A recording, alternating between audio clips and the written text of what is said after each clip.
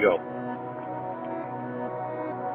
I don't know if I've ever experienced such a radical shift in my life as I have in these past several months. It has been a season of pruning for me in many ways. It began the final week of February. My marriage was hanging on by a thread, and the amount I was drinking was driving my wife away. I couldn't see it at the time, but I had a definite substance abuse problem that had never been seriously addressed. I would often become verbally abusive to my wife, and on this particular occasion, she had had enough. The next morning, as I sat hungover on the couch, I watched her walk out the door. The look in her eyes still brings me chills to this day. A few hours later, 3 brothers from Summit knocked on my door.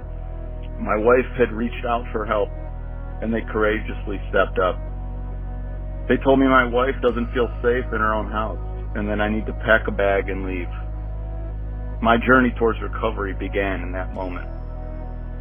I began to attend AA meetings in recovery here at Summit. I started weekly counseling sessions, one for me personally and another with my wife. Through God's grace, I'm thrilled to announce that it has been 11 weeks since my last drink, and my marriage is healthy for probably the first time in our history.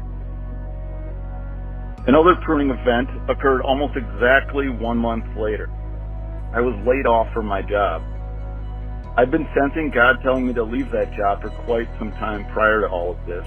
It was an environment that went against a lot of my personal beliefs and values, but I was afraid to quit for financial reasons. I put a lot of my identity in my job and let my vocation dictate my worth. I believe God wants to rid me of this unhealthy way of thinking. In addition to recovery, I am on a journey towards discovering who I really am. God has saw fit to remove many branches from me that did not bear fruit. I feel like I'm starting everything from scratch, but there is a joy and an excitement in that. I get to do it God's way this time. I surrender control. I was a control freak before. No more. I'm weak. God is strong. I'm betting everything on Him.